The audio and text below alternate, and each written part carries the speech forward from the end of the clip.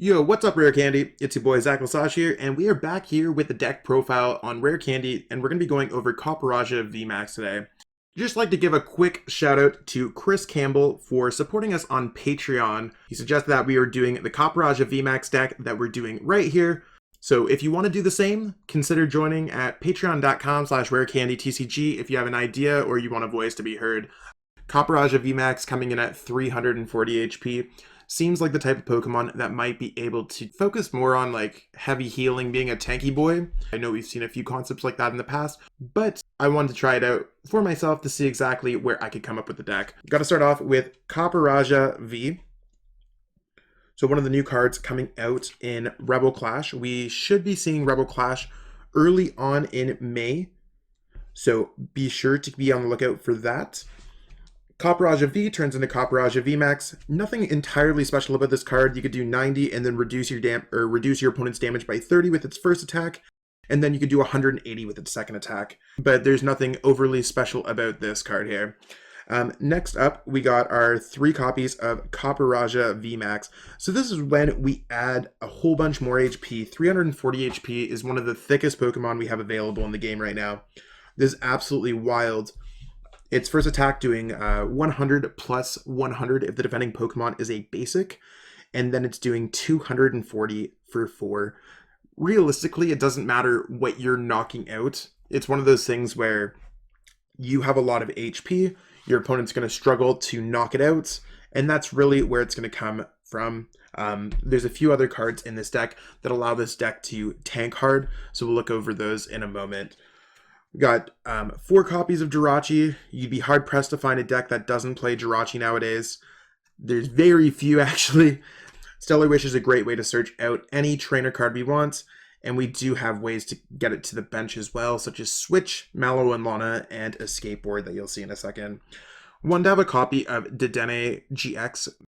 Most decks should be playing a copy of this card. Sometimes you're not going to have necessarily the greatest hand, or maybe you're looking for that last healing card or that metal frying pan. The Deandre GX here is really going to help us get whatever we need. In most decks that play any kind of discarding now, I like playing a copy of Oranguru with Primate Wisdom. As we've seen in Zacian, Arceus Dialga, Palkia builds, Oranguru is really good, almost a staple. So it's cool to put energy on top before using a Zacian, or putting that important card before you use Professor's Research. Oranguru overall is super helpful. I have 1 copy of Lucario Melmetal GX. This is mainly to be using Full Metal Wall GX to reduce damage further by 30 damage. If you need to discard your opponent's energies, that's cool as well. And we also have a few other attacks too. Steel Fist or Heavy Impact could provide some use. And lastly, for Pokemon, we have Zacian V. It's hard to not play this in most decks, and especially being in a metal deck that can benefit off of Metal Saucer, or just even attaching the energies with Intrepid Sword, it seems like it's a staple inclusion. Moving on to the trainer section, we have 4 copies of Professor's Research. So Professor's Research here, mainly to get energies in the discard pile for Metal Saucer, digging through the deck the same way that Professor Juniper or Professor Sycamore would in yesteryears. Really, it's just helping us get through our deck and just drawing cards. Next supporter that we have here is Mallow and Lana. Mallow and Lana is going to be one of our cards that's going to help support this tanky HP'd Copperajah VMAX. So if they put enough damage on there, or if they don't get a knockout, you can go Mallow, Lana, heal, put some damage into... take it away from the Copperajah VMAX, switch into a Jirachi, and then kind of attack again. So it's kind of a heal, attack, heal, attack. We have our 2 copies of Cynthia Caitlin. I think Cynthia Caitlin's a pretty strong card here. The deck does play Tag Call, so it is searchable for us. We can just discard a card and get back a supporter and draw 3 cards. So if we don't want to pitch our whole hand, let's say we had a whole bunch of Malolanas or important cards, Cynthia Caitlin might be a better choice for us. And we have 2 copies of the new Boss's Commands, or Boss's Orders. However, it's going to get translated when it comes to out in English. So we got those cards right there. That's really going to help us get out whatever Pokemon we want to knock out. So if there's a Deandre GX on the bench, or even like an Eldegoss V on the bench, it's going to allow us to take some knockouts. Lysander was a staple card. Guzma was a staple card. Just gusting in general is a staple concept, so seems pretty strong in here. We got 2 copies of Escape Board. So the Escape Board is mainly for the Jirachi, just to retreat back after Stellar Wish. Most of the other Pokemon here have too much retreat cost, with Copperajah VMAX coming in at 4, so do keep that in mind. We do have a couple copies of Metal Frying Pan. So the Metal Frying Pan is going to reduce damage by 30 damage when it's attached to a metal Pokemon, and there's no weakness.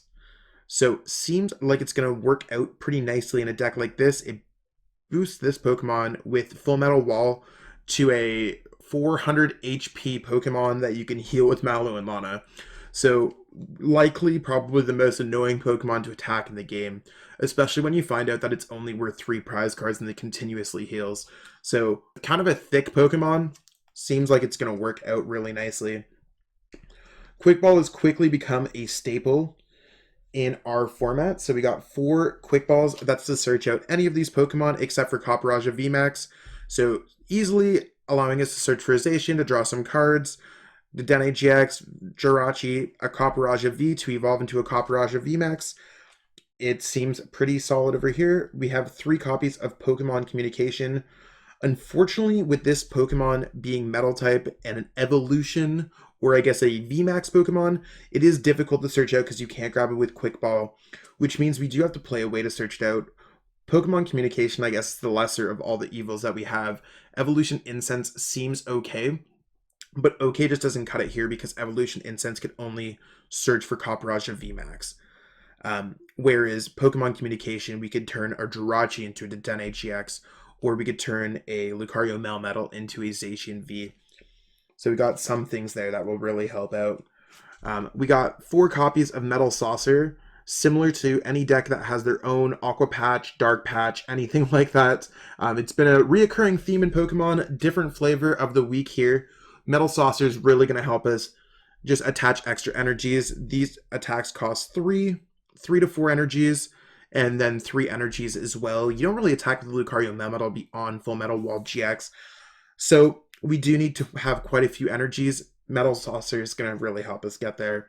Got 4 copies of Switch. With Jirachi being so popular, Absol is getting a little bit more popular, and this set did introduce Galar Mines. Switch is definitely going to allow our Jirachi to get out of the active position, or allow us to use Metal Saucer on a Pokemon that was once in the active position.